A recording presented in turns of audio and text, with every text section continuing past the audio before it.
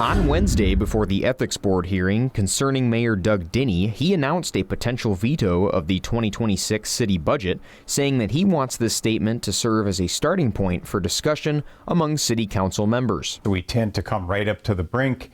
We find a few cuts, we get there, we pat ourselves on the back, we punt till next year. What I'm trying to do is get the city council to look more long range. We need to be looking 3 to 5 years out. Mayor Diny first proposed his own budget cuts that he says were dismissed. Most of these suggestions on cuts came from directors themselves. So we worked as a team to try to get there, and now council wants to put them all back on. This week, the panel added funding to keep city pools open, an animal control program for Wausau Police, and a new solar array project for Wausau Water Utility.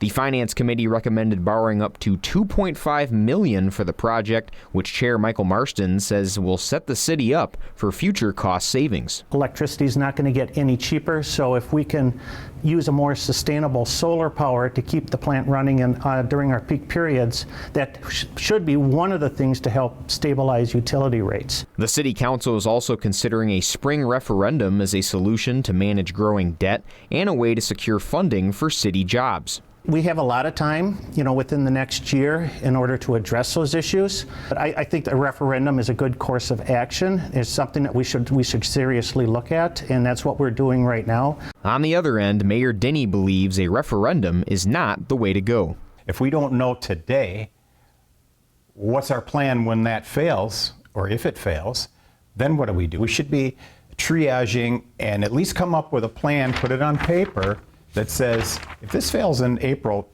this is how we're going to restructure.